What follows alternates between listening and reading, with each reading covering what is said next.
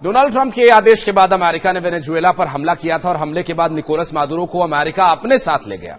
इसके बाद अमेरिका ने एक रूसी जहाज को कब्जा किया। अब सवाल यह उठ रहा है कि क्या ट्रंप रूसी राष्ट्रपति पुतिन को भी मादुरो की तरह उठाने की प्लानिंग कर रहे हैं? जवाब आप सभी को पता है। नमस्कार, मैं हूं आशीष त्रिपाठी आपके साथ। ट्रंप में वो दम नहीं कि वो पुतिन तो छोड़ो, पुतिन का एक बाल भी उठाकर ले जा सके, क्योंकि वो व्लादिमीर पुतिन है। उनके पास वो सब कुछ है जो ट्रंप को मात दे सकता है। हालांकि वेनेजुएला पर हमला करके अमेरिकी राष्ट्रपति निकोलस मादुरो को उठाकर ले जाने का जो मामला है वो बहुत अलग है, वो विषय बहुत अलग है। क्या अमेरिका रूस के खिलाफ भी कुछ ऐसा कर सकता है? तो ये सवाल क्यों उठ रहा है? जब सब जानते हैं कि पुतिन के पास वो क्षमता है जो ट्रंप को मात दे सकता है, तो फिर ये सवाल उठ क्यों रहा है? इसके पीछे की कहानी, इसके पीछे की सच्चाई, इस वीडियो को अगर आप अंत तक देखेंगे तो इसे बेहतर तरीके से समझ पाएंगे। दरअसल खुद अमेरिकी प्रेसिडेंट डोनाल्ड ट्रंप ने कुछ ऐसा कहा जिससे इस तरह की चर्चाओं को बल मिलने लगा। उन्होंने रूस के प्रेसिडेंट व्लादिमीर पुतिन को पकड़ने या उनके खिलाफ किसी तरह की सैन्य मिशन की संभावना को सिरे से खारिज किया। अमेरिकी ऑपरेशन के बाद यह सवाल उठाया गया था कि क्या अमेरिका भविष्य में दूसरे देशों के नेताओं के खिलाफ भी ऐसी ही कार्रवाई कर सकता है? एक सीधे सवाल के जवाब में ट्रंप ने कहा कि मुझे नहीं लगता इसकी जरूरत पड़ेगी। जरूरत है नहीं है, लेकिन पुतिन वो मादुरो तो नहीं है, और ट्रंप ये बात बहुत अच्छी तरह से जानते हैं। उन्होंने ये भी कहा कि अतीत उनके पुतिन के साथ अच्छे संबंधों को याद दिलाता है, लेकिन अब वे उनसे बहुत निराश हैं।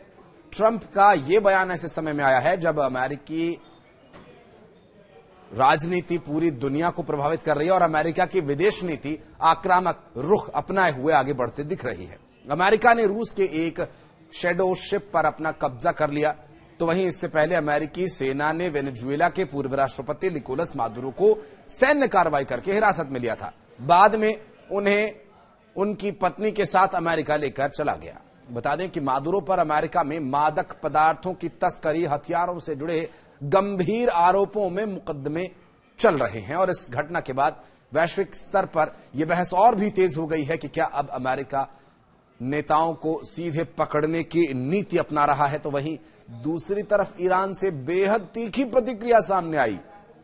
ईरान के एक नेता ने कहा कि अमेरिका ने जिस तरह मादुरो को पकड़ा, ईरान को भी ट्रंप के साथ वैसा ही व्यवहार करना चाहिए। साथ ही कहा कि ट्रंप को इसकी कीमत चुकानी होगी और जरूरत पड़ी तो अमेरिका के भीतर भी ऑपरेशन किए जा सकते हैं। उनके इस बयान को ईरान और अमेरिका के बीच बढ़ते तनाव के रूप में देखा जा रहा है। हालांकि अमेरिका में ट्रंप के खिलाफ साजिशें करने वालों की भी कमी नहीं है, और किसकी ज़बान पर कब मां सरस्वती का वास हो जाए कहा भी नहीं जा सकता, खासकर तब जब ईरान में महंगाई और आर्थिक संकट के खिलाफ बड़े पैमाने पर प्रदर्शन चल रहा है। और जो रिपोर्ट्स आ रही हैं उनके मुताबिक ईरान में प्रदर्शनकारियों पर फायरिंग मामले में अब तक 200 से ज्यादा लोगों की मौत हो चुकी है। और अमेरिकी प्रेसिडेंट ट्रंप ने दावा किया कि ईरान के दूसरे सबसे बड़े शहर पर अब प्रदर्शनकारियों का लगभग कब्जा हो चुका है। सोशल मीडिया पर एक वीडियो पोस्ट करके लिखा था कि 10 लाख से ज्यादा लोगों ने प्रदर्शन किया। ईरान का दूसरा सबसे बड़ा शहर प्रदर्शनकारियों के नियंत्रण में आ गया।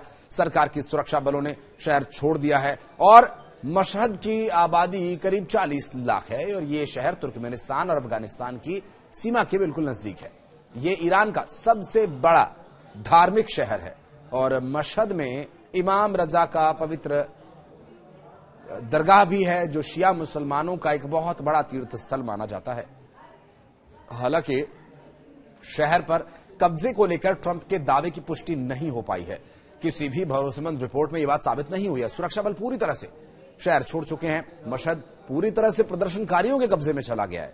100 शहरों में महंगाई के खिलाफ प्रदर्शन, अब तक 62 लोगों की मौत भी हो चुकी है। ईरान में महंगाई के खिलाफ 13 से ज्यादा दिनों से प्रदर्शन चल रहा है, और ऐसे में हालात इस बीच और भी खराब होते नजर आ रहे हैं। तो वहीं CNN की एक रिपोर्ट के मुताबिक देश भर में 100 से ज्यादा शहरों में प्रदर्शन फैल चुका है।